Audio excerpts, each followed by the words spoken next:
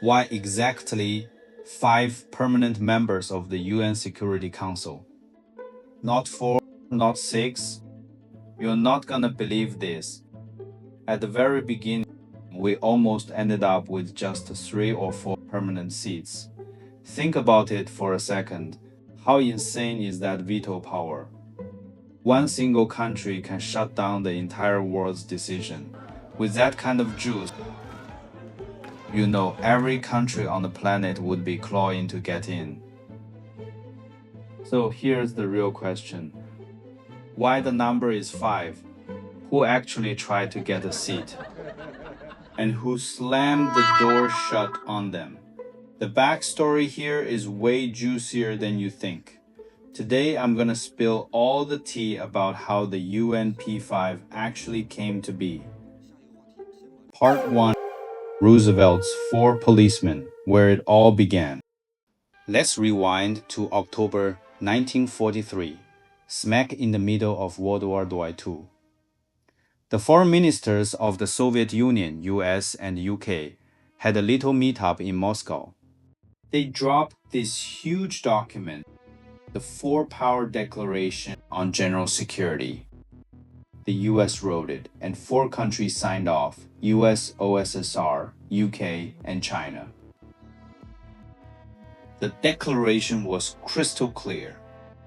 These 4 governments recognized the necessity of establishing at the earliest practicable date a general international organization open to membership by all nations, large and small, for the maintenance of international peace and security.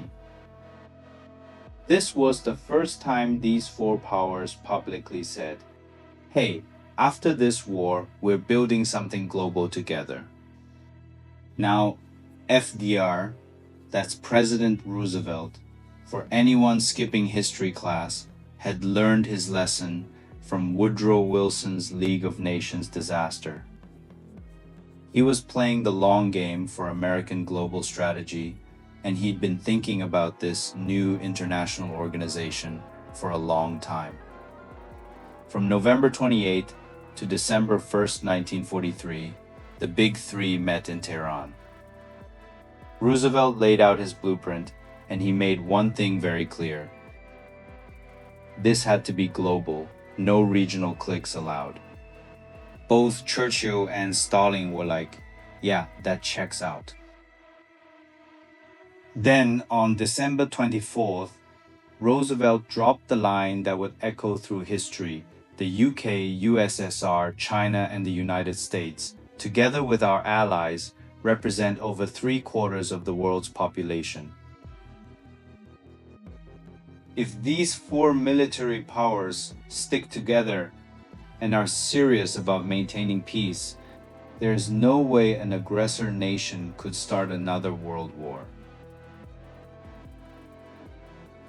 That's the famous 4 policemen idea, and that's exactly what became the foundation for the UN Security Council permanent members.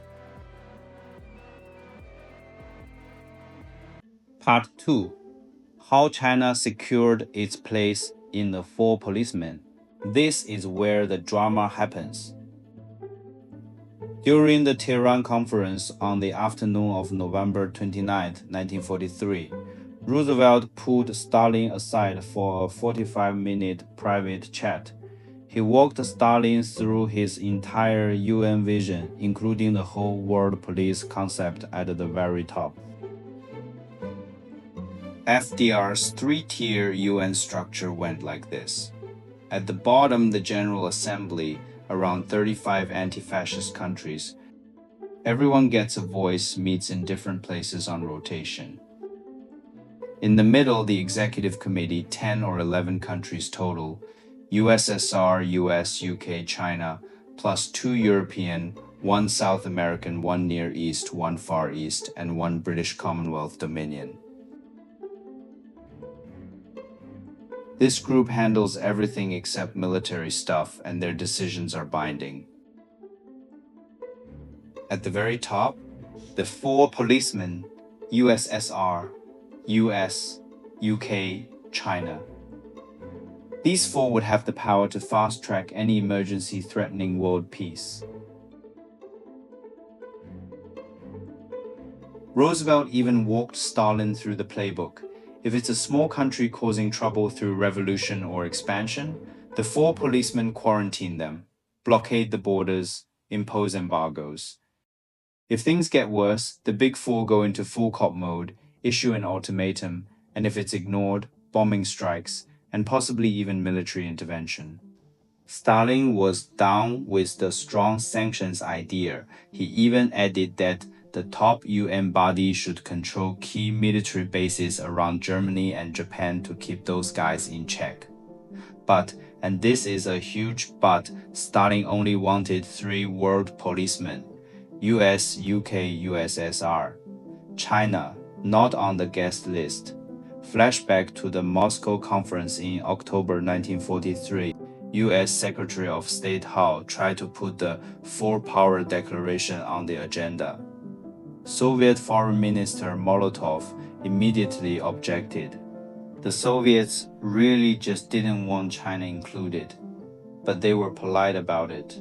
China's not even here at this meeting. Doesn't it seem weird for the 3 of us to discuss a four-power declaration? Hall wasn't playing games. He basically said, China is going to be a co-sponsor of this declaration. If that means we don't reach an agreement here today, so be it. Molotov caved and said they'd figure out China's status later. Stalin, knowing FDR was dead set on including Chiang Kai-shek's China, tried this sleek workaround. What if we create 2 organizations instead?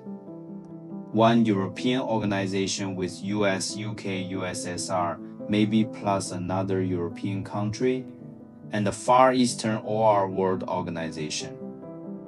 It was a very elaborate, very polite proposal, but the end goal was crystal clear. Keep China out of the top-tier World Police Club. The UK chimed in too, saying, yeah, 3 policemen makes more sense than 4. But FDR wasn't budging. He kept saying everywhere he went, in the future, an undefeated China will play its proper role in maintaining peace and prosperity, not just in East Asia, but throughout the world. He knew China was weak back then, but he was playing the long game, 400 million people. Why wouldn't you want that as a friend instead of a potential problem? Roosevelt put it best. Having China as a member of the top council of this world organization will make it truly global. It will help rally Asia to the cause. And because the US kept pushing, China finally made it into the world police inner circle.